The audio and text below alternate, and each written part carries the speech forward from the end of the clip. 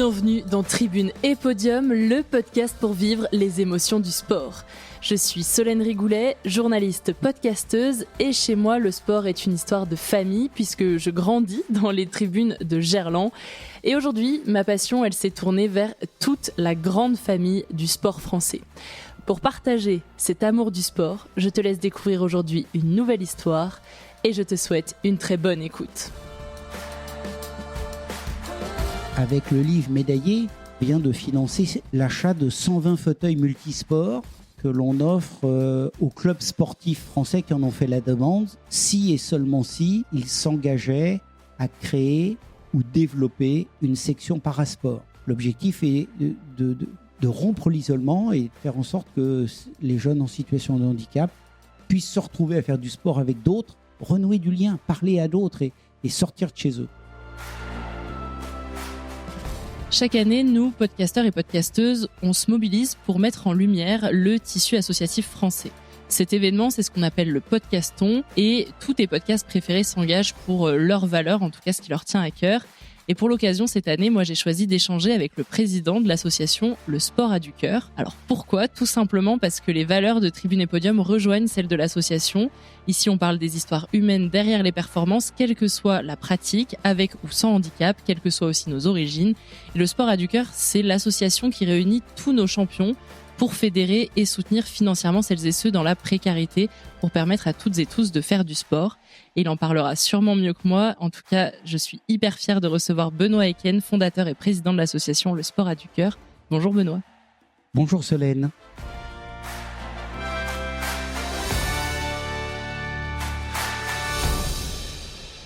Pour commencer, avant de parler de l'association, j'aimerais qu'on parle un peu de toi et comment est-ce que tu es arrivé dans tout ça.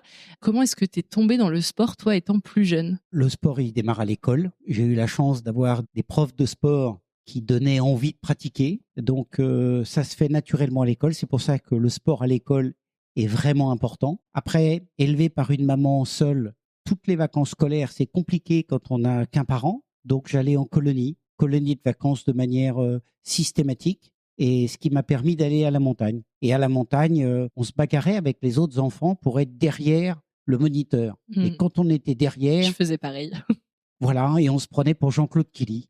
À l'époque, c'était ça, on était Jean-Claude Killy. Moi, c'était plus Carole Montillet, mais bon, voilà, on est sur la même idée. Elle est très bien aussi, Carole, une grande championne. Mais voilà, c'est comme ça que ça démarre. Et c'est bien que tu me poses cette question-là parce que le sport, jeune, c'est clé pour s'épanouir, pour découvrir. C'est un moment où on n'a pas de préjugés, c'est un moment où on fait les choses naturellement, c'est un moment où on noue des bonnes relations avec ses autres copains. La vie sociale commence par là. Oui. Et ça devrait être un passage obligé pour tout le monde parce que les bénéfices, on en a l'usufruit pendant toute sa vie. Sur le cœur, sur les relations, sur la santé physique, sur tout, quoi. Donc, c'est sûr. Toi, tu tombes amoureux du ski ? Donc, je tombe amoureux du ski. J'ai finalement, à force de pratiquer, quelques aptitudes qui se mettent un peu en place. Et puis, chemin faisant, je vois un garçon qui s'appelle Henri Autier, qui ramène le ski freestyle, le hot dog, comme disent les Américains. Il ramène ça en France. Et puis, il y a un garçon qui s'appelle Nano Portier, qui excelle. Les deux sont champions du monde de ski de boss. Et je trouve ça fabuleux. Donc, je vais faire des stages en étant jeune parisien aux Deux Alpes, au stage Nano Portier. Je découvre ce sport qui me fascine. Il est un peu en dehors des normes, puisque le slalom, on tourne autour de piquets, c'est très encadré. Le ski freestyle, c'était habillé en fluo, de la musique à fond, un chant de boss. On laisse la créativité s'exprimer. Ça me correspondait. Comment on arrive à garder l'engouement pour ce sport quand justement les montagnes sont quand même assez loin de chez nous ? En fait, c'est une chance parce que l'engouement, il se fait naturellement. Tout le monde m'enviait en région parisienne de pouvoir partir tous les week-ends. Tous les week-ends, j'étais au Racing Club de France, rue Éblé, à Paris. Et membre du Racing, j'ai été sélectionné au comité de Paris. Donc, j'allais faire les coupes de France, partout en France. Donc, on me voyait partir généralement le vendredi et on me voyait revenir le lundi, bronzé, en forme, souriant, avec beaucoup d'enthousiasme et d'envie.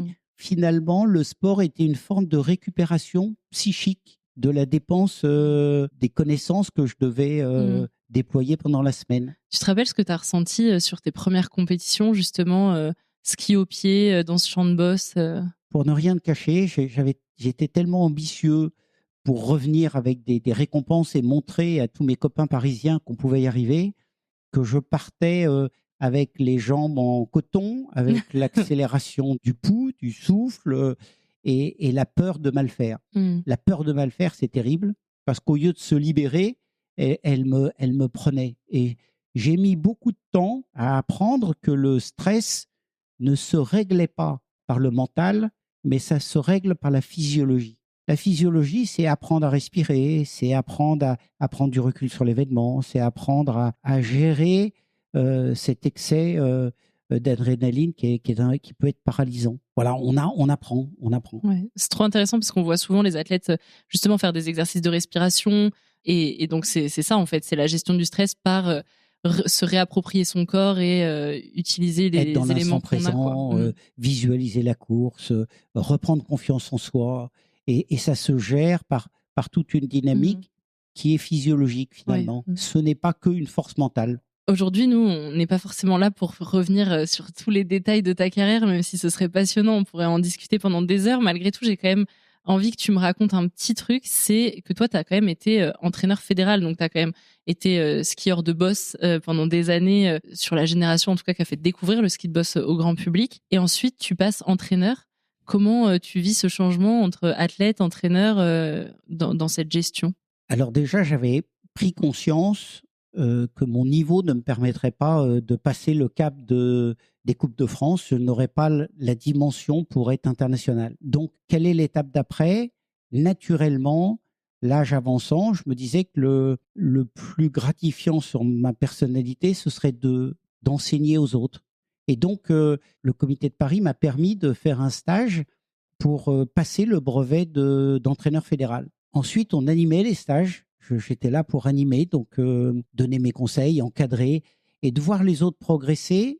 Finalement, c'est une façon de se réaliser soi-même parce que avec les conseils que l'on offre, on voit la personne progresser et c'est très très valorisant. Naturellement, je me suis senti m'épanouir parce que pour réaliser de grandes choses, il faut être heureux et il faut être bien dans sa peau. Et moi, je me suis senti bien dans ma peau comme entraîneur fédéral. Naturellement, ça a permis de m'épanouir et peut-être de prendre conscience que ce que j'aimais, c'était transmettre.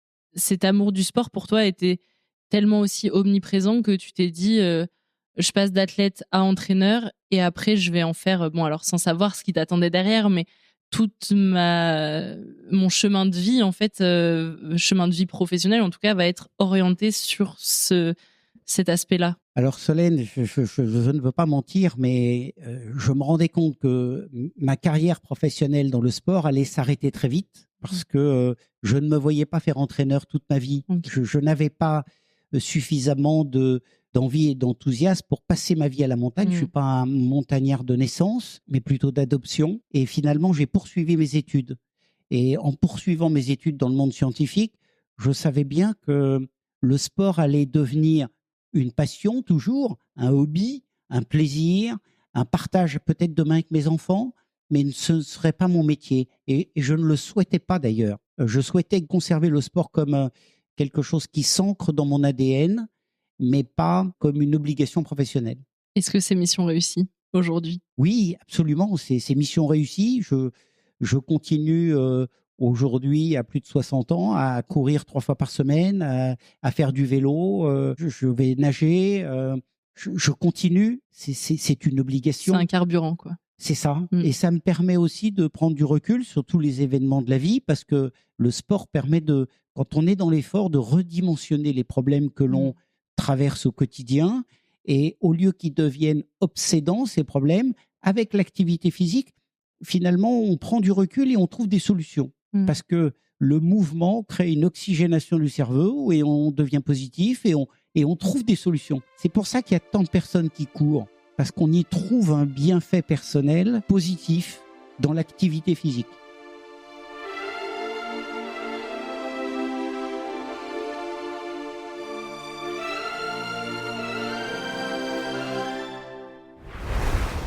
Je rencontre comme entraîneur, je vois arriver un jeune qui s'appelle Sébastien Foucras, avec qui je vais faire une première année d'entraînement en boss, et alors que lui est un sauteur, ses compétences font qu'il est repéré tout de suite, il passe en équipe de France junior. Bref, il continue sa route, moi je continue la mienne. Quelques années plus tard, finalement, on se retrouve où lui est en équipe de France. Moi, je dirige une entreprise de communication dans le monde médical. Là, à ce moment-là, le sport était loin. Et là, le sport était loin. C'était dans ta vie perso, on va dire, mais tu n'en faisais plus professionnellement. Absolument. Le sport était loin et j'ai été concentré sur mon métier de chef d'entreprise dans l'univers de la communication médicale. Et je le rencontre sur un séminaire à Tignes et je lui dis, tiens, maintenant que je suis de l'autre côté de la barrière, si tu veux, je t'aide dans ta communication, dans tes recherches de partenaires, et je le fais en toute amitié et bénévolement. Avant-gardiste un petit peu sur ce qu'on est, un peu avant-gardiste. Les agents d'aujourd'hui, quoi.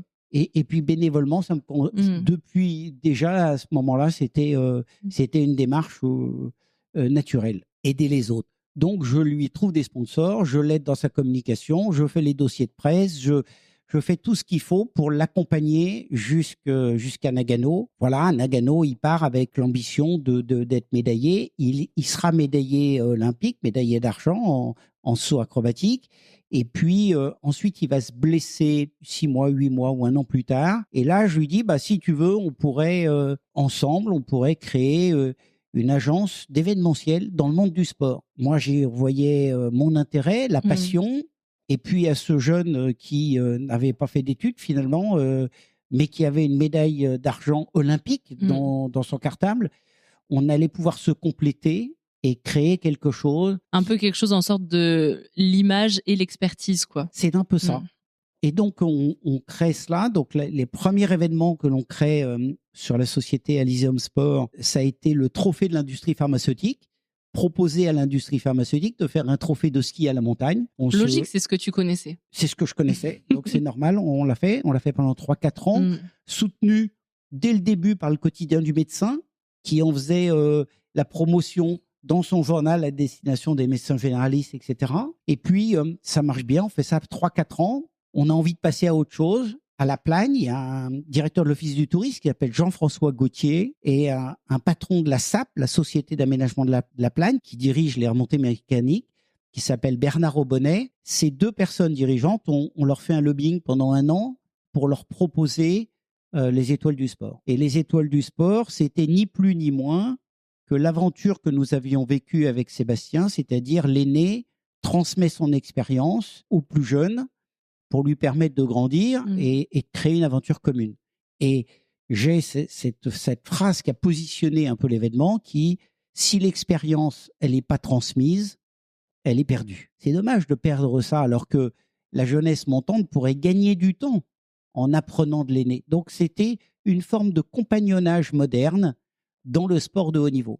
Il fallait que La Plagne accepte et surtout s'engage financièrement et dans la durée. Pour qu'il y ait du sens, le sens s'acquiert dans le temps et il faut absolument créer un rendez-vous chaque année pour que les plus grands champions de l'année parrainent dans leur propre discipline le meilleur jeune pour leur transmettre l'expérience, leur donner des conseils, leur tendre la main. Ce qui était important, c'était de donner confiance. À la performance identique, la différence souvent se fait sur la confiance en soi.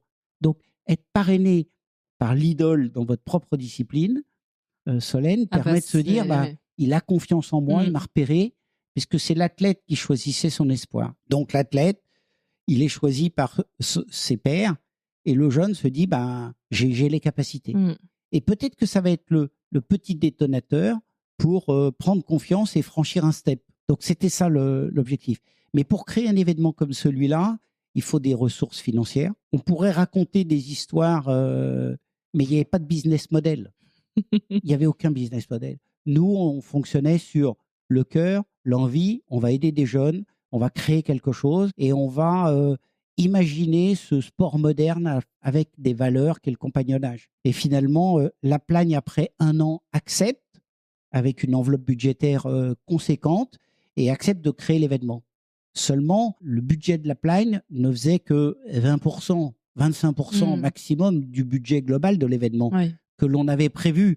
C'est-à-dire qu'on invitait un certain nombre de champions. Comme on était un événement familial, on les invitait avec leur épouse ou leur mari et les enfants. Donc, il fallait encadrer tout ce petit monde. Et c'est un sacré nous, on ne budget. l'a pas fait sur 24 heures, on l'a fait sur une semaine. Ça nécessitait... Ah ouais, tu vois, j'avais pas en tête que les étoiles, dès le début, en fait, c'était cette ampleur-là. Parce qu'aujourd'hui, je vois bien, c'est une semaine, ils viennent justement avec les conjoints, les petits, s'il y a des petits, enfin, peu importe. Mais je pensais qu'au début, c'était 2-3 jours. Mais je pensais pas que dès le départ, vous aviez en tête la semaine complète. Dès le départ, on a été ambitieux parce qu'on a décidé que ce serait pas 10 parrains, mais 20 parrains. Donc, dès le départ, on avait 20 champions, plus leur famille, plus les partenaires, plus les personnes autour. Et finalement, on avait cette ambition d'inviter tout le monde. Même les journalistes étaient invités, les partenaires, et on payait tout pour tout le monde. C'était presque un stage équipe de France, mais d'une autre manière, quoi. C'est exactement. Exactement. Donc, on arrive à réunir tout ce monde-là. Si on avait un budget, je ne sais plus quel était le volant budgétaire qu'on avait prévu, mais je sais que la Plane nous finançait 20%. Et on avait décidé qu'on ferait l'événement si on avait au moins 60%. Tu sais, la France ne croit en toi quand tu as réussi. Et nous, on était sur la feuille blanche encore. Donc, il fallait que l'on croie en nous et qu'on mise sur nous avec un apport financier alors qu'on n'avait encore rien fait. Et c'est dur. Hein. Oui, parce qu'on a essuyé beaucoup plus de non que de oui. Finalement, SFR nous donne son accord et Hubert Géniès, qui était le directeur marketing du groupe Vitel, après 50 appels et un harcèlement et une persécution, j'en avais un ulcère à l'estomac chaque fois que je l'appelais, il finit par dire bon, Benoît, finalement, je vais te soutenir pour ta ténacité. Je sens qu'avec ta ténacité, vous allez faire quelque chose de grand. Quelqu'un qui m'appelle autant de fois alors qu'à chaque fois je lui dis non et qui me rappelle avec le sourire, je suis d'accord, on va t'aider. Comme quoi. Hein. Une année. Une année, on verra bien ce que tu donnes. Et donc, on fait l'événement et finalement, j'ai d'autres partenaires qui vont compléter et on va obtenir environ 70% du budget et avec un trou de 30% où chaque année, on aura pendant 5 ans une perte financière. Mais la première des richesses pour nous et des récompenses, elle était humaine, elle n'est pas financière. On a perdu de l'argent pendant 5 ans, enfin surtout moi, ça n'a pas eu d'impact sur notre motivation. Est-ce que le bonheur aussi et puis la réussite de ce projet, il se mesure quand on voit justement des filleuls, je ne sais pas si on peut appeler comme ça ceux qui sont choisis par les athlètes, quand on les voit justement arriver dans le haut niveau, performer à des mondiaux, des championnats européens ou des Jeux olympiques, quoi. Est-ce que ça se concrétise et ça devient encore plus palpable la réussite de ce projet ? C'est évident et tu as complètement raison. Si on prend la première année, une Karine Fauconnier qui était marraine de la voile, elle parraine un petit jeune qui s'appelle Armel Lecléache. Un petit jeune. C'est drôle de dire ça, parce que c'est un grand monsieur aujourd'hui qui concourt aussi avec les plus grands sur des trimarans et qui ont des foils, donc ils peuvent aller à des vitesses pas possibles. Laura Flessel, qui était la marraine de l'escrime, elle va parrainer un garçon qui s'appelle Gauthier Grumier. Gauthier qui deviendra champion du monde derrière. Et Gauthier, quand il était à l'INSEP, il appelait, après les étoiles, il appelait Laura Tata, parce que elle était rentrée dans sa famille. Et finalement, dans toutes les disciplines, dans 20 disciplines différentes, on avait créé ce lien humain. Et ce lien qui faisait que finalement, le jeune se sentait en confiance avec celui qui avait réussi. Il y avait ce passage de témoin. Alors, je ne suis pas sociologue, psychologue, philosophe, peu importe, mais de toute façon, c'est quelque chose qu'on repère aussi dans la vie et donc forcément dans le sport, c'est que quand on a la confiance que plusieurs personnes nous disent « je crois en toi, tu vas le faire, tu vas y arriver », etc. Alors forcément, c'est pas que ça qui fait qu'on y arrive, mais on est déjà dans un état d'esprit, dans une posture où on est justement beaucoup plus en confiance, plutôt que si on nous dit « tu vas pas y arriver, ça sert à rien que tu essayes », bah forcément, on va pas y arriver dans ces cas-là. Si les gens ne croient pas en nous, nous-mêmes, on va pas croire en nous, quoi. C'est la force de ce projet-là, c'est la force du parrain qui est champion et qui dit « toi, je sais que tu vas y arriver ». La confiance naît à partir du moment où on mise et on développe ses points forts. Et il ne faut pas se concentrer sur ses points faibles pour les améliorer. Je pense que naturellement, ils s'améliorent. mais il faut s'appuyer sur ses points forts.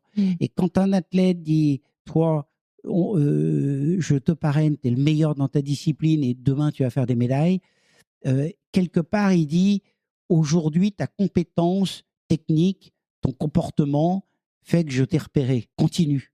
Et donc on s'appuie sur ses points forts en se disant, il croit en moi. Et tu as raison, c'est le positif qui nous fait grandir, comme dans l'entreprise où on ne doit pas se concentrer sur qu'est-ce que je fais de mal, ah bah, je n'arrive pas à faire ça, je vais me concentrer là-dessus. On se concentre sur ses points faibles. Ça ne permet pas de prendre confiance en soi. Tu nous racontes justement cette journée d'ouverture des étoiles, parce que ça devait être un grand moment riche en émotions après tout ce travail pour que ce projet voit le jour. On est le 28 décembre 2002, on est à La Plagne, on va ouvrir et devant nous, avec Sébastien, on a 20 des plus grands champions, un certain, le premier à qui on en avait parlé, un certain Fabien Galtier, qui était le parrain du rugby, un certain Youri Djorkaeff, qui était tout juste champion du monde 98 en football, etc. Bruno Minjon, un Richard Dacoury, un Pascal Gentil en taekwondo. On devait prendre la parole pour leur expliquer l'événement et les encadrer pendant une semaine. Et tout ça avec le poids de tout doit bien se dérouler. Les médias sont présents et les médias indirectement, ça nous met une pression supplémentaire parce que si on fait mal un point de notre organisation, ça va être mis en exergue et donc ça peut couler l'événement. Donc on sait que la moindre erreur nous sera fatale. Et puis le risque financier, pas de dérapage financier parce qu'on était déjà qu'à 60% du budget avec nos ressources. Donc une pression sur l'obligation de résultat et en même temps une fierté de parler devant ces plus grands champions, sachant que moi je n'étais rien. Solène, Sébastien était vice-champion olympique. C'était pas anormal qu'il puisse prendre la parole devant ses pairs. Moi, j'étais un petit skieur de boss qui n'avait jamais percé et que finalement, à quel titre je me permettais de prendre la parole. Oui, donc, pour autant, en ayant été entraîneur, on connaît quand même les sacrifices, l'engagement que ça nécessite. Mais oui, aux yeux des médias ou peut-être d'autres personnes, les médailles comptent plus. Et puis souvent, on se met un peu la pression, Solène, sur de l'exigence personnelle où on peut avoir le sentiment du syndrome de l'imposteur. Je viens rassembler les plus grands champions, mais et moi, qui suis-je ? Et finalement, c'était excitant d'organiser ça, mais en même temps un peu effrayant.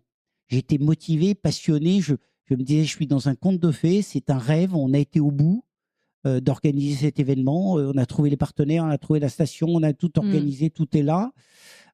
Avec Sébastien, on n'avait pas de moyens, faut voir qu'à l'époque, on allait nous-mêmes faire l'élite, tout le monde, faire les chambres, le ménage, on faisait tout. On allait même serrer les chaussures, régler les skis pour tous nos invités. Ouais. Je me souviens d'invités qui arrivaient, on allait aider à décharger les bagages. Ce qui paraît, pour ceux qui se positionnent au-dessus de l'événement, c'est pas à nous de faire ça. Et nous, on faisait tout.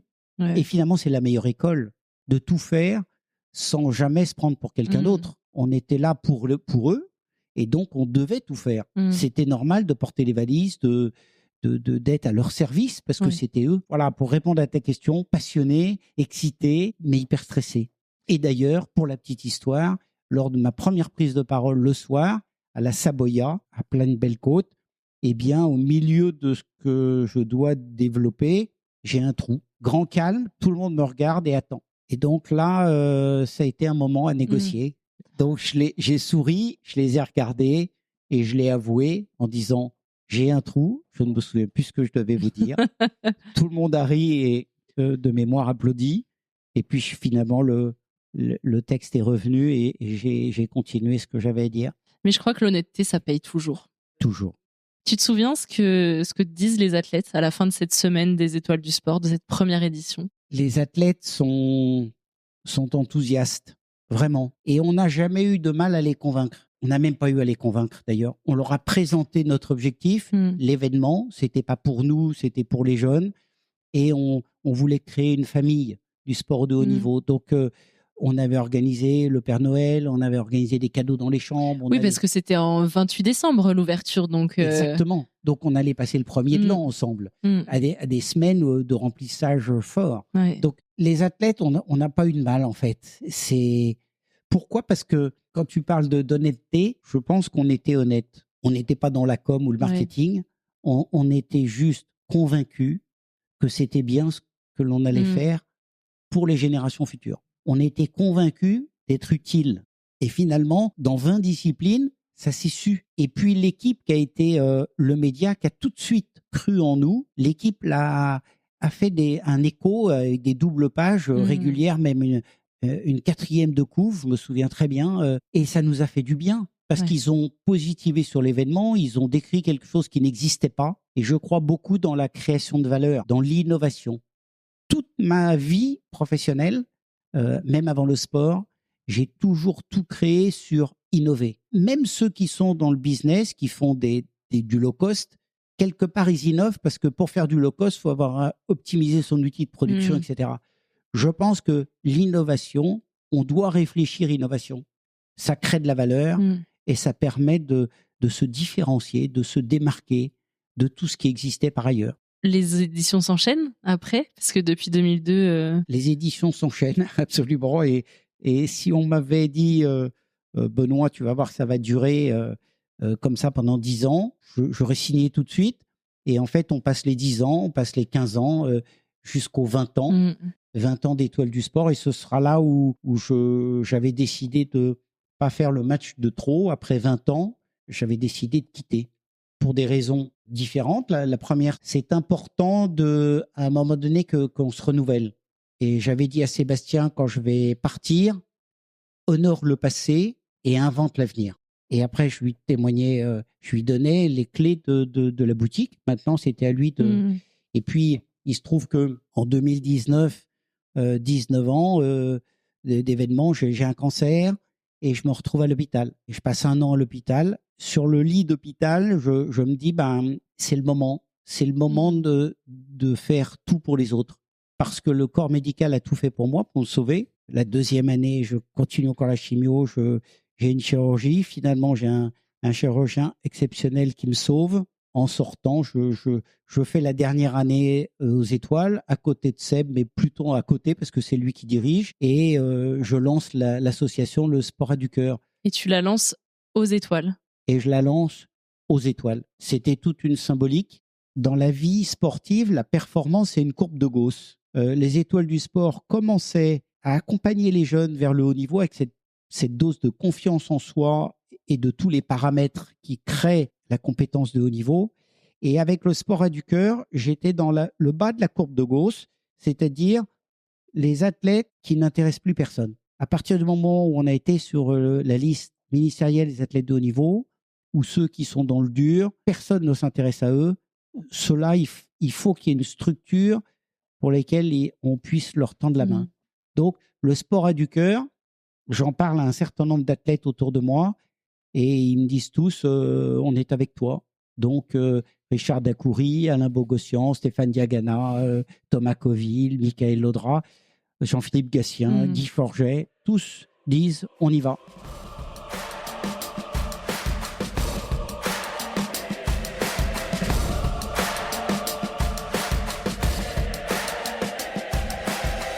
C'est quoi l'origine du Sport a du cœur, l'idée derrière la création de l'association? Alors, la base de l'association, c'est aider, soutenir ceux qui se trouvent dans la précarité. Oui.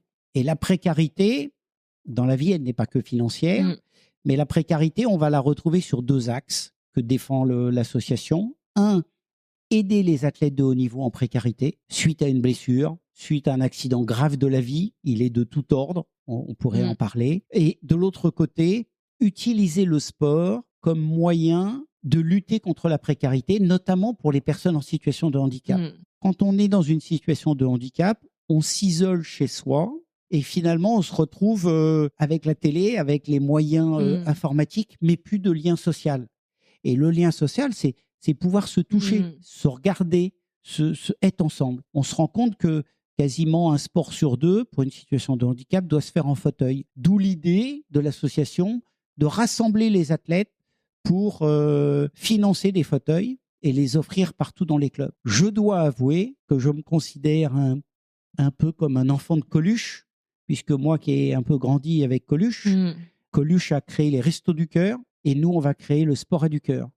Et en rassemblant tous les athlètes sur les actions que nous allons mener, eh bien, on crée un peu les enfoirés du sport.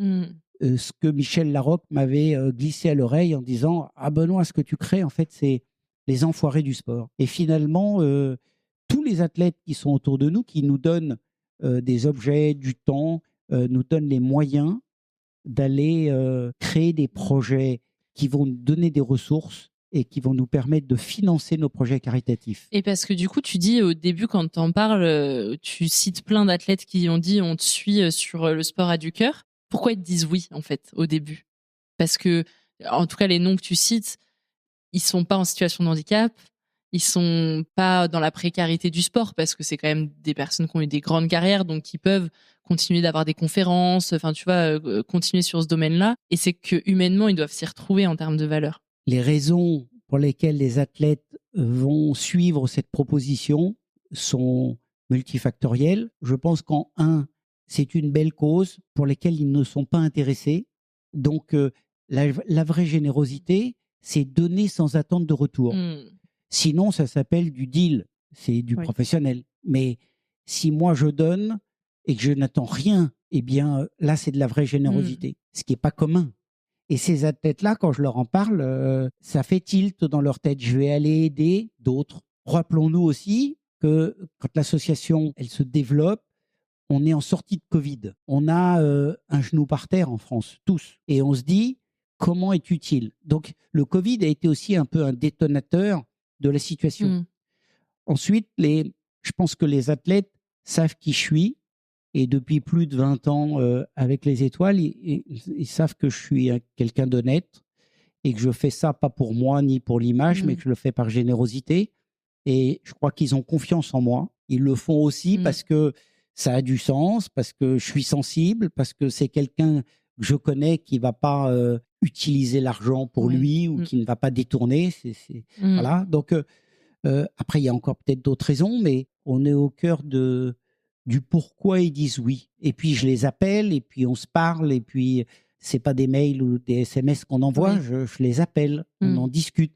Ça crée une forme d'attachement à la cause, et ça marche. Et donc, l'association est créée officiellement en 2021 ? Officieusement, j'avais déjà dans la tête cet objectif. Donc, l'association, elle est créée, ça on le retrouve dans les statuts, elle a été créée en 2015. Seulement en 2015 jusqu'à 2020, moi je suis chef d'entreprise et diriger une association, c'est comme diriger une entreprise. Sauf que l'argent ne va pas dans votre poche, l'argent il va pour les autres. Donc en fait, je n'avais pas le temps de m'en occuper. Donc cette association, elle est restée en jachère. Elle était là, elle était créée, mais on n'a quasiment pas fait d'action parce qu'on n'avait pas le temps. Arrive le Covid, puis arrive la maladie, et donc là, j'ai pas non plus le temps. Mais je dis, bah maintenant, ça suffit, je vais m'occuper que de cet assaut. On crée les statuts et les athlètes, voilà. Donc officiellement, le lancement s'est vraiment fait en 2021 et on met dans les statuts l'obligation que le bureau directeur, ceux qui dirigent, ne touchent pas un centime. Nous sommes des bénévoles. La vraie générosité, elle n'attend pas de retour. Si j'attends un salaire, c'est que quelque part, je suis quand même intéressé. Là, je ne le suis pas. Si j'appelle un athlète et qu'il me dit non, c'est pas de problème. Je ne suis pas miné par le non parce que je n'y ai pas d'intérêt. Ah, puis quand on pose la question, ça peut être oui ou ça peut être non. On le sait, hein, c'est deux chemins possibles. Exactement. Et au bout de 5 ans, tu vois, on a déjà donné près de 90 000 euros de subventions à des athlètes de haut niveau en précarité. Notre dernier boursier qui m'a autorisé à dire son nom, donc je peux en parler, sinon on n'en parle jamais. Les 2 derniers boursiers d'ailleurs auxquels je leur ai demandé est-ce que je peux vous citer, c'est Jérôme Thomas, boxeur, qui est tombé dans les addictions. Et pour rebondir, il avait besoin d'aide. Il a sollicité notre association. On est à ses côtés. Et puis Sébastien Lemot, qui est un ancien judoka, qui était judoka malvoyant, et puis qui a un accident, et puis il se fait amputer de la jambe, et puis il a un effet domino derrière dans toute sa vie. Sandrine Martinet, qui est championne paralympique de judo, nous transmet son dossier en disant il faut l'aider, ce garçon. Il a besoin d'aide pour un achat d'une nouvelle prothèse, un nouveau pied, etc. Sans ça, il reste chez lui, il n'a pas de moyens. Et donc, on va l'aider. Et pour la petite histoire, il y a quelques mois, grâce à l'effort collectif, au fait qu'on croit en lui, qu'on l'aide, il est devenu champion du monde de para-jiu-jitsu. Voilà, ce sont des belles histoires. On a finalement le sentiment de changer des trajectoires de vie. J'allais te demander justement, tu vois, comment les athlètes arrivent à vous. En fait, est-ce que c'est eux qui vous sollicitent ou est-ce que c'est vous qui, par le bouche à oreille, entendez un parcours, un athlète qui peut être dans le besoin? Parce que souvent, quand justement on est en précarité, c'est difficile de demander de l'aide parce que c'est difficile d'accepter soi-même sa situation. Et donc, je trouve que c'est difficile de se dire, est-ce que c'est les athlètes qui vous sollicitent? Alors Solène, tu as la réponse, hein, tu as raison. C'est très rare. D'abord, c'est jamais nous qui repérons, pour l'instant, en tout cas c'est comme ça. C'est soit l'athlète qui a été conseillé par le bouche-oreille qui nous envoie un dossier, soit c'est un autre athlète qui nous téléphone pour nous dire, là, est-ce qu'il peut postuler? Je vais prendre plusieurs exemples. Alain Bernard qui nous appelle il y a 3 ans, 4 ans, nous disant tiens, j'ai repéré un jeune en trampoline, il dort dans sa voiture, il n'a plus rien, est-ce qu'on peut lui donner un coup de main?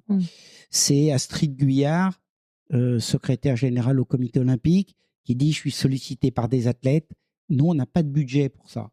Est-ce que vous pouvez subvenir à ces besoins? Voilà, donc ça vient quand même par le réseau, par la bande, parce que un athlète dans le dur est comme un chien blessé, il se recroqueville, il se met dans un coin, il n'a même plus la force de lever la main. Ouais. Donc il faut que l'entourage prenne soin de lui et déjà nous sollicite.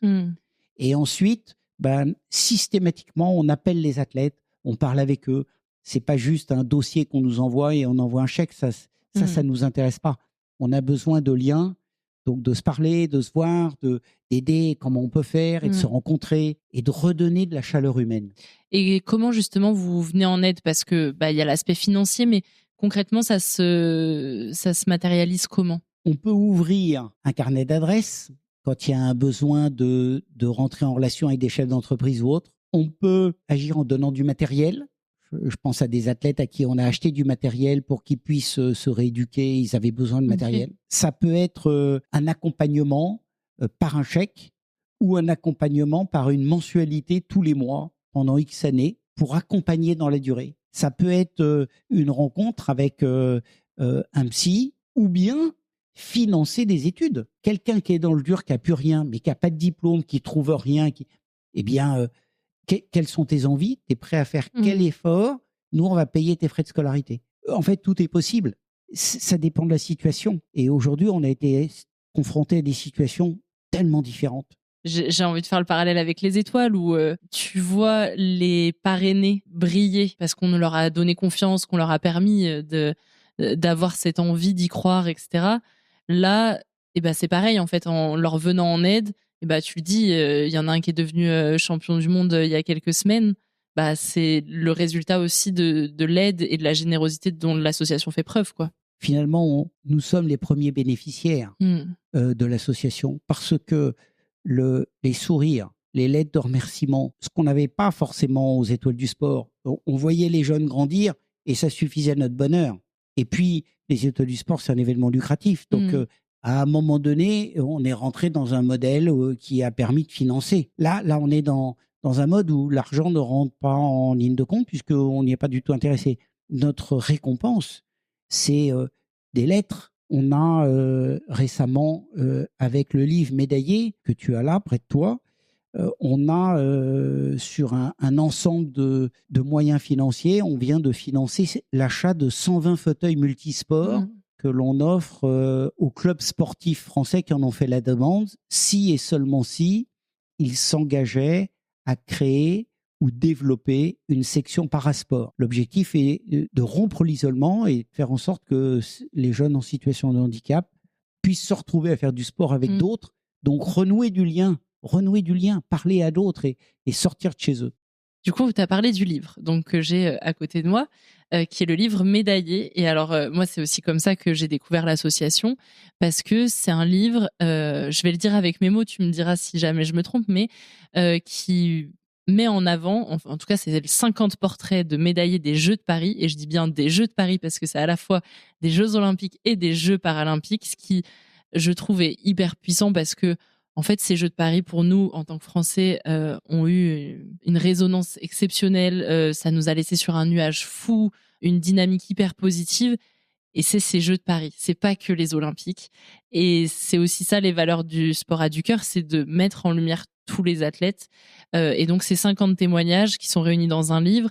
Le livre, les bénéfices vont pour l'achat de fauteuils pour les clubs sportifs. Et donc, je trouve que tout est hyper vertueux dans cette création-là. Comment est née l'idée du livre? Parce qu'aujourd'hui, on le trouve encore, si on veut l'acheter, il est encore disponible.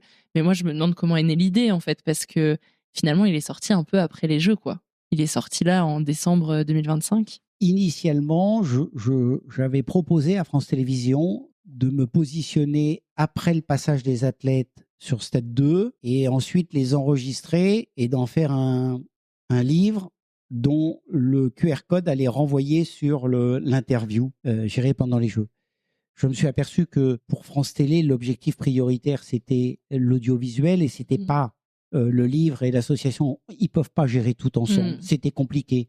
Donc, j'étais un peu trop ambitieux. Je voyais trop l'intérêt pour moi et pas pour eux. Pourquoi on l'a fait après? Parce que sur le premier livre que l'on a fait, on a dégagé un petit volant budgétaire pour dire on va acheter 50 fauteuils qu'on va offrir au club sportif français. Et Solène, nous avons eu 465 demandes. On offrait 50 fauteuils, on reçoit 465 demandes. Le bureau de l'association, on se réunit et on se dit, vous voyez, on a fait 90% de déçus, de personnes qui pensaient qu'ils allaient par nous avoir ces fauteuils pour ouvrir des sections parasport. Et on a fait 90% de déçus. Donc, ce que je vous propose... C'est difficile de le voir comme ça et de pas avoir les 10% de réussite. Mais en même temps, nous, on n'avait pas de subvention et on n'a que l'argent qu'on a pour acheter. Ce qu'on décide tous ensemble, c'est de dire, l'année 2025, on va mettre à profit tous les projets qu'on va mettre en place, on va les mettre à profit de cette cause. Et on va mettre en place le livre. On y va. J'appelle Harcourt, le studio Harcourt, et je leur dis, bon, on va faire un deuxième livre. On avait fait un livre ensemble qui s'appelait 100 champions, championnes, anecdotes et confidences, avec les 100 plus grands champions français. Et là, je leur dis, on va faire la même chose, mais avec les médaillés de Paris 2024. Et comme le voulait Tony Estanguet, une seule équipe de France. Ouais. Donc, on va réunir tous les médaillés d'or paralympiques et les médaillés d'or olympiques, ou ceux qui sont les plus médiatiques aussi, parce qu'il faut que dans ce livre, il y ait les plus médiatiques. Les frères Lebrun ne sont pas médaillés d'or. Pour autant, face à 1,5 milliard de Chinois, leur place, elle vaut de l'or. Oui. Donc, ces garçons-là ont leur place. Je pense aussi à Alexandre Lacazette, par exemple, qui n'est pas médaillé d'or, mais qui, humainement parlant, a une histoire avec l'équipe de France qui est... Moi, je suis supportrice de l'OL, donc je connais un peu le personnage, en tout cas d'extérieur, mais qui a une histoire avec l'équipe de France où même s'il n'a pas la médaille d'or, il a toute sa place dans le livre parce que ces jeux ont eu une résonance pour lui encore différente que pour n'importe quel autre footballeur par rapport à sa sélection, quoi. Voilà, ça justifie ce que tu disais. Absolument. Et Alexandre Lacazette, pour terminer sur cet exemple que tu prends, à la fin de l'enregistrement, à la fin des témoignages, il nous dit « J'aurais été déçu de ne pas faire partie de ce livre parce qu'il est pour une bonne cause, je suis avec tout le monde et cet événement a tellement compté pour moi. » Et au lieu de partir avec de regrets par rapport à son départ de l'Olympique lyonnais, et là, il a fini à jouer avec l'équipe de France à Lyon. Son histoire la boucle est bouclée. C'est sûr. Et elle est bouclée sur du positif. Et le positif est contagieux. Exactement. Et donc, du coup, t'appelles le studio Harcourt, tu leur dis on va faire les 50 médaillés. Voilà, on va faire 50 médaillés. Au début, c'est 50 ou 50. Ça dépend des réponses? Non, 50. Ok. On se met tout de suite la barre. 50, souvenons-nous, dans le timing, on est en février, on décide de faire ça, j'appelle le studio Harcourt, on est en mars, et on décide de lancer le livre en novembre 2025 de la même année. Ça veut dire appeler tout le monde. des sports d'été et ils vont tous être en compétition parce qu'ils sont tous encore en activité. Ils vont tous être à droite à gauche. Et nous, on va avoir 3-4 mois pour trouver, les mettre dans des espaces où ils vont être disponibles, le studio Harcourt soit disponible et il va falloir faire tout ça en écrivant en même temps le livre et tout ça mis en page pendant l'été pour que en septembre, on parte en impression et qu'en novembre, il soit dans toutes les librairies. Quel challenge. Donc là, ça relevait presque du miracle. Un beau miracle, parce qu'il est magnifique. C'est possible. L'enjeu, ça vaut le coup. Parce que si on passe, il faut bien voir que si on passe Noël, il faut repartir à Noël prochain. Parce que Noël est un moment important pour les achats, les cadeaux, les ventes de livres, etc. Bah oui. Donc, il fallait pas perdre ce timing du mois de novembre. Et donc, j'appelle Harcourt. Ils me disent oui, tout de suite. Je contacte l'éditeur qui avait réalisé le premier livre. L'éditeur, c'est Solar. Le groupe est 18. Je les appelle. Je leur dis voilà ce que je veux faire, etc. Là, il y a des tractations financières qui se mettent en place. Ils ne peuvent pas naturellement dire oui, on y va comme ça. Il y a quand même de l'impression, il y a des volumes à imprimer, il y a une stratégie. Donc voilà, ça se fait. Et ensuite, j'appelle les athlètes. Tous les membres de l'association, on s'y colle tous pour appeler les athlètes les uns après les autres. Chacun dans son milieu essaye on s'entraide et on se donne des coups de main pour faire en sorte que les athlètes soient là. Ils répondent présents. On leur dit ça va être du temps, mais c'est pour une bonne cause. C'est pas payé, mais j'ai besoin de vous. Tous ceux qui sont sollicités nous disent oui. Personne ne sera rémunéré. Certains font les déplacements spécifiquement pour nous. Oui, parce que tout le monde n'est pas en région parisienne, donc le studio Harcourt... C'est ça, nous on est en région parisienne. Alors, on va faire une dérogation pour deux athlètes. On va être obligé de se déplacer pour 2 athlètes. Le premier, c'est Léon Marchand, parce que Léon nous dit moi, je ne reviendrai pas en Europe avant 2026. J'ai des objectifs sportifs et aussi universitaires. Et je suis d'accord pour ce projet de cœur. Mais il faudra venir à Austin. Donc, pour Léon, on ira à Austin. On dit oui. Hein. On ira à Austin. C'est lui qui décide. Et ce sera le seul athlète des 50 qui me regarde et qui me dit « Je veux tout savoir. Je veux tout savoir sur le livre. Vous sélectionnez les personnes comment, vous allez donner les fauteuils comment, ça va être distribué comment. Je veux tout savoir sur le projet. » Donc, Xavier, son papa, je l'informe de manière régulière à toutes les étapes. Depuis le mois de mai, je lui dis toutes les étapes en lui envoyant des messages pour lui dire bon, Léon m'avait demandé, jusqu'à dernièrement, je lui dis voilà, le bilan, on vient d'investir, on vient de faire un chèque pour acheter 120 fauteuils. Le job est fait, on a dépassé de 20% l'objectif qu'on s'était fixé. Et le deuxième pour lequel on s'est déplacé, c'est Alexandre Lacazette, parce que Alexandre, il appartenait au club, il était en stage en Espagne, il partait dans les Émirats pour jouer. Et il ne pouvait pas sortir. Et surtout, c'est que le club devait nous donner son accord pour qu'on aille le shooter et pour quelle cause et vous allez en faire quoi, etc. etc. Donc, ça a été c'est très cadré, compliqué, hyper cadré, hyper cadré. Donc, ça a été compliqué. Pas compliqué, ça a demandé du temps de montrer patte blanche à juste titre. Et on a déçu personne, on utilise l'image de personne. On est là pour aider. Et du coup, c'est 90% de déçus. Est-ce qu'aujourd'hui, c'est 90% d'heureux ? Tu as raison de le souligner. On reproduit le schéma que nous avions fait. On fait un appel à projet national à tous les clubs français en leur disant si vous vous engagez à créer ou développer une section parasport, nous, on a 100 fauteuils à vous offrir. Et on va recevoir plus de 570 demandes. Encore une fois, on est dans une situation où il y a des attentes et il faut qu'on y réponde. Quand tu dis 570 demandes, c'est 570 fauteuils ? On nous demande, 88 clubs nous demandent 570 ouais, en tout, et du coup, vous avez que, je mets des gros guillemets, 100 fauteuils à offrir. Et quand on a un comité qui épluche tous les dossiers, qui essaye de voir quelles sont les priorités, là où le club qui mérite le créé, plus, c'est hyper difficile. Et toutes les situations sont... Mais pourtant, on en a que 100 à donner. Et on n'arrive pas à trancher sur 100 et on transit sur 120 et on va se battre pour financer les 120 et voilà. Donc aujourd'hui, 120 fauteuils ont été offerts. 120 fauteuils sont en cours d'être offerts. Et pour la première fois, nous allons envoyer des fauteuils dans les dom-toms, puisqu'on va envoyer des fauteuils à La Réunion Ok, trop bien. pour aider un sport, un club qui en a fait la demande. Voilà, et on avait envie d'aller aussi aider dans les dom-toms. C'est pas seulement la vente du livre, hein. Le livre, on a fait une stratégie de crowdfunding Oui, sur Ulule, ouais. en amont. Mm. Les athlètes, beaucoup d'athlètes nous donnent des objets leur appartenant, collector, Oui, j'avais vu ça. signés ou dédicacés, que l'on va vendre, qui nous permettent de compléter. Ou quand on a le livre, j'ai repris tous les numéros de l'équipe que j'avais et j'ai demandé à chaque athlète de signer et mettre un petit mot sur la une de l'équipe, sur le tirage officiel que j'avais acheté moi pendant les Jeux. Et je leur représentais. Donc Léon a fait pas mal de dédicaces parce que il les a Il y en toutes avait signées. quelques-unes. Et puis, il faut quand même être juste. On a des partenaires qui ont dit ce que vous faites, c'est génial. On est prêt à vous aider. Et du coup, je me pose la question, parce que il y a encore des demandes auxquelles vous pouvez pas répondre. Est-ce que l'idée de faire un livre à chaque Olympiade des Paralympiades, c'est quelque chose qui peut être envisagé? Parce que là, en plus, on enregistre le lendemain de cérémonie de clôture des Jeux Olympiques de Milan. Donc forcément, on a encore ça dans la tête.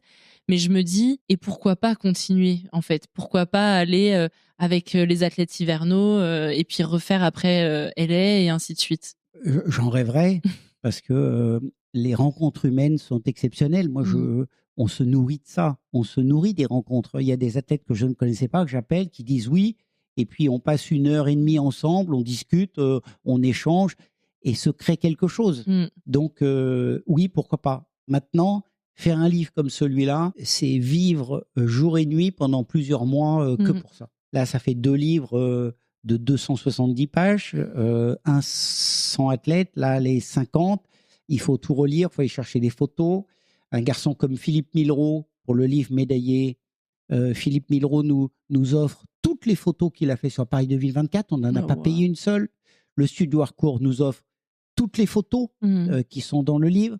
Donc, il faut aller réclamer à tout le monde, il faut demander, c'est une énergie importante. Ce serait bien que les instances nous aident un peu. Habituellement, je réclame jamais d'aide, mais c'est pas si simple parce qu'après, une fois qu'on a fait le livre, il faut prendre les risques financiers d'acheter et d'imprimer. Et ensuite, il faut prendre sa petite valise pour aller voir les journalistes. Vous voulez bien parler de moi parce que le livre, il est important. On est entendu ou pas entendu. Puis après, il faut prendre sa petite valise commerciale pour dire, vous voulez bien m'acheter mon livre, vous voulez bien. Donc, le nombre de casquettes est une usure importante. L'aventure est merveilleuse et j'échangerai ma place pour rien au monde. Mais si on était en équipe un peu plus fort, on pourrait réaliser encore plus grand. Aujourd'hui, le livre, on peut l'acheter où? Alors, le livre, il est en vente à la FNAC, il est sur Amazon, il est dans toutes les bonnes librairies qui le mettent en valeur. Le livre, il est vendu 35 € TTC. C'est un coût hyper raisonnable parce que c'est un très beau coffee table book. Oui, et puis vraiment la qualité d'impression et tout, moi, du coup, pour l'avoir vu et feuilleté, les photos sont magnifiques et puis la qualité du papier, ça joue en fait et on peut pas se dire 35 € c'est cher pour un livre. Non, franchement, par rapport à l'objet qu'on a après entre les mains. Et c'est bien plus qu'un livre, Solène. C'est bien plus qu'un livre parce que ce livre, d'abord, c'est un livre collector. Il n'y aura pas d'autres livres qui vont rassembler les athlètes olympiques et paralympiques. C'est le seul. Et les Jeux à Paris, il y en aura plus de notre vivant. Donc, c'est un témoin. Autant les images, on les consomme et on les regarde plus. Autant un livre, c'est un témoin qui rentre dans une bibliothèque. C'est un témoin fort. Et puis, on a souhaité, pour chaque athlète, avec Céline Denis, qui a réalisé les interviews au sein du Studio Harcourt. Qui est journaliste pour l'équipe. Où l'équipe s'est engagée à nos côtés.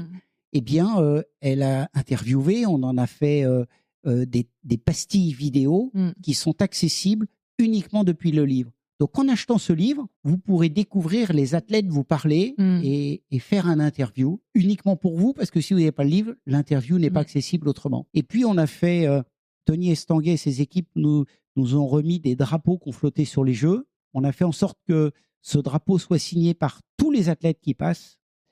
Et on a fait Charlie et la chocolaterie, c'est-à-dire qu'on a découpé des signatures issues du drapeau collector Paris 2024, authentifié, avec un cachet de cire certifié Paris 2024. Et il y a des bons dans les livres.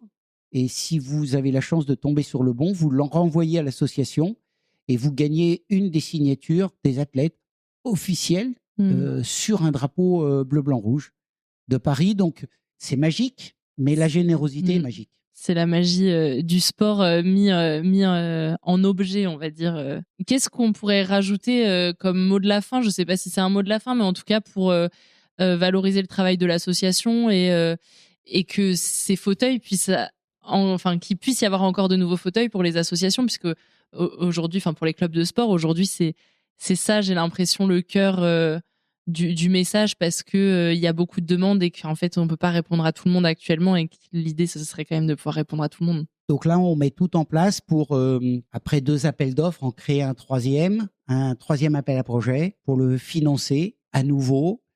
On doit se réunir avec le bureau de l'association prochainement pour bien valider que la priorité 2026-2027 va de soutenir le parasport. Peut-être les fauteuils et des lames, parce qu'il nous est demandé des lames pour courir. Voilà, il faut qu'on décide tous ensemble, parce qu'une association, c'est collégial, c'est des décisions ensemble. Et puis, pour moi, le mot de la fin, et ce qu'on doit tous retenir, c'est que le sport a le pouvoir de rendre le monde meilleur. On le voit avec tous les athlètes qui te font confiance, que ce soit au tout début avec ce projet des étoiles du sport, et puis maintenant avec le sport a du cœur. C'est que c'est ce que tu dis depuis tout à l'heure, quand on veut du positif et qu'on arrive à l'expliquer avec des étoiles dans les yeux, avec le sourire, en fait, on nous fait confiance parce que on voit le bon dans le projet. Merci. Merci Solène, merci. C'était passionnant. Vraiment, je recommande le livre à 1000%, les yeux fermés, parce qu'il est vraiment très beau et il est très intéressant. Pour avoir pu lire déjà des passages, il faut y aller. Il faut tourner ces pages et obtenir cet objet, et pour aider aussi tous ces clubs qui ont besoin de fauteuils. C'est pas juste obtenir un livre, c'est faire vraiment un geste de générosité, quoi. Merci beaucoup.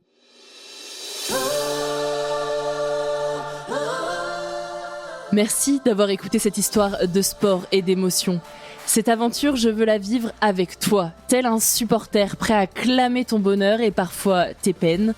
Ensemble, nous allons vibrer plus fort, et pour ça, je compte sur toi pour t'abonner à Tribune et Podium sur ta plateforme d'écoute préférée. Je suis très curieuse de savoir quel athlète tu aimerais entendre dans ce podcast, alors dis-le-moi en MP sur Instagram, sur le compte Tribune Podium, ou tout simplement en laissant un avis sur Apple Podcast ou Spotify.